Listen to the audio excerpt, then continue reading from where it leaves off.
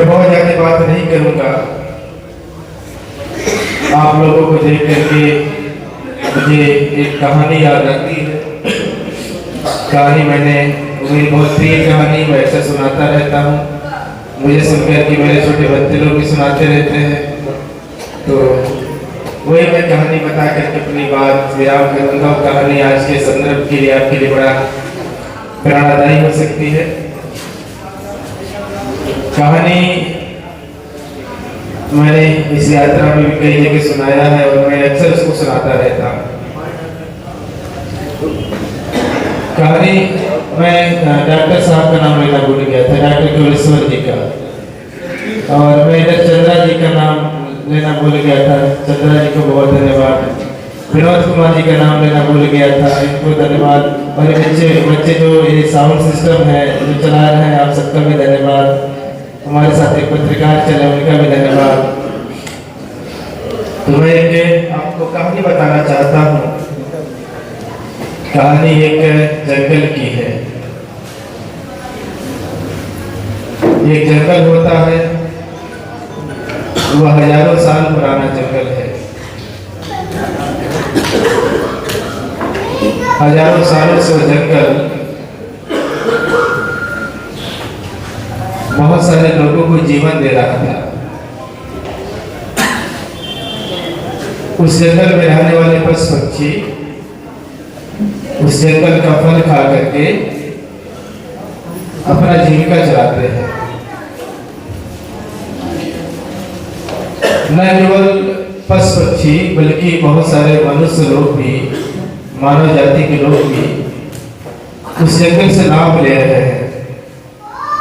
उस जंगल का फल खा करके, जंगल का फल बेच करके, जंगल की लकड़ियों से घर बना करके, लकड़ियों को अपनी उपयोग में ला करके हजारों सालों से जंगल लोगों की रक्षा किया।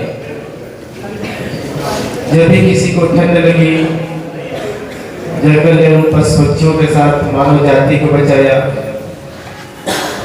जब भी किसी को धूप लगी तो जंगल ने लोगों की रक्षा की। जब भी लोगों को बरसात से दिक्कत हुई, जंगल ने बचाया।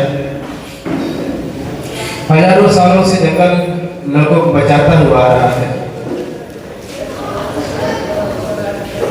बड़ा खुशहाल सब कुछ चल रहा था, बड़ा अच्छा चल रहा था। उसी समय अचानक एक दुखद घटना हुई। दुखद घटना ऐसे हुई कि किन्हीं कारणों से जंगल में आग लग गई। जब जंगल में आग लगी और जंगल जब जलने लगा तो जंगल में रहने वाले पशु पक्षी जंगल को छोड़ करके भागने लगे।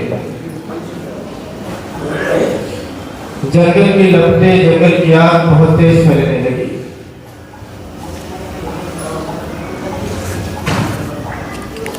जैसे जैसे जंगल की लपटें तेज हो रही है,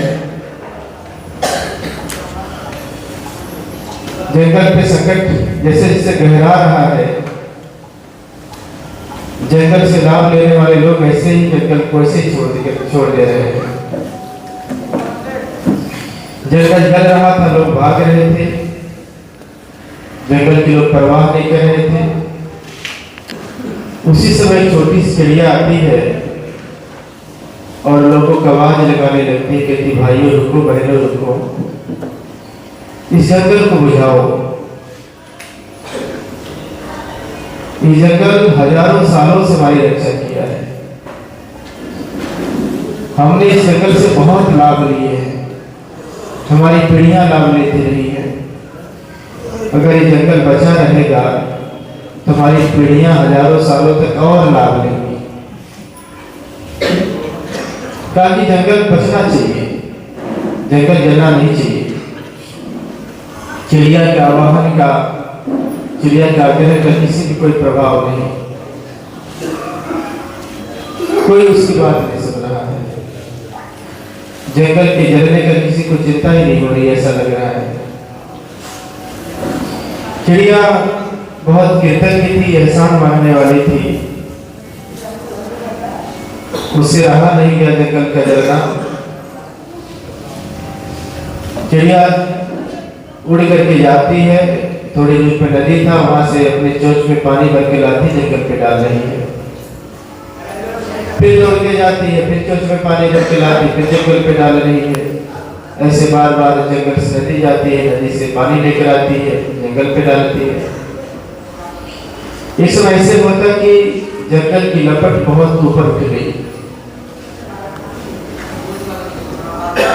चिड़िया पानी डाली रही थी, तब तक वो उसके चपेट में आ गई। जैसे चिड़िया आग की लपेट में आई, चपेट में आई, चिड़िया के पंख झुलस गए और वो जमीन पे गिर गई।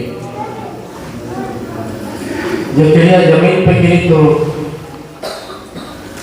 बहुत परेशान हो गई, उसके शरीर बहुत जलन होने लगा और उसको लगा कि जीवन नहीं बचेगा। चिड़िया तड़फड़ाने लगी, उसका जीवन संकट में आ गया, चिड़िया का भी जीवन संकट में आ गया। चिड़िया को परेशान होता हुआ देख एक बंदर आता है और चिड़िया का मजाक उड़ाने लगता है। चिड़िया से कहता है कि मेरे चिड़िया, क्या तुझे पता नहीं था कि तेरे बूंद पानी से जंगल की आग नहीं बुझेगी? चिड़िया कहती, हाँ बंदर, मुझे पता है, बहुत अच्छे से पता है कि मेरे एक बूंद पानी से जंगल की आग नहीं बुझेगी। चिड़िया कहती, लेकिन तू ये भी याद रख कि जंगल हमेशा जलता भी नहीं रहेगा। आज नहीं तो कल कोई मानव आएगा, महामानव आएगा, कोई महापुरुष आएगा, जंगल की आग को बुझा कर जाएगा।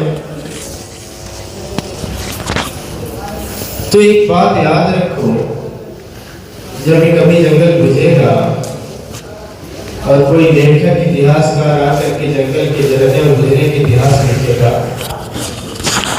तो याद रखना मेरा प्रयास होने, लेकिन तुम जैसे लोग जंगल से लाभ लिए, कई पुस्तकों से लाभ लिए और जंगल चलने लगा तो भागने लगे, सोचो तुम गद्दारों का नाम कैसे लिखेगा, के अक्षरों में लिखेगा, उसके क्या क्या उपमाएं लिखेगा। चिड़िया उसकी बड़ी भर्त्सना कर रही है मंदिर। उसी समय चिड़िया की बात सुनकर के एक हाथी आता है और कहता है कि मैं जरा कैसे बताऊं। तो चिड़िया कहती कि देखो, कोई बात बताती कि ये जंगल बहुत उपकार किया तो आज जंगल बच जाना चाहिए, जंगल बुझाया जाना चाहिए। हाथी की बात में हाथी के समझ में बात आ जाती है कि जंगल बचना चाहिए। हाथी कहती है कि मैं चिंता मत करो, इस जंगल को बुझाने के अभियान में तुम अकेले नहीं, हम तुम्हारे साथ हैं। हाथी आवाज लगा देती है, उसके सारे हाथी आ जाते हैं, वो लोग आपस में बात करते हैं। सारे हाथी नदी के तरफ दौड़ के जाते हैं और अपने जोड़ों में पानी ला करके नदी पे डालने लगते हैं और बहुत सारे प्रयासों के द्वारा हाथियों ने जंगल की आग बुझा दी। जंगल की आग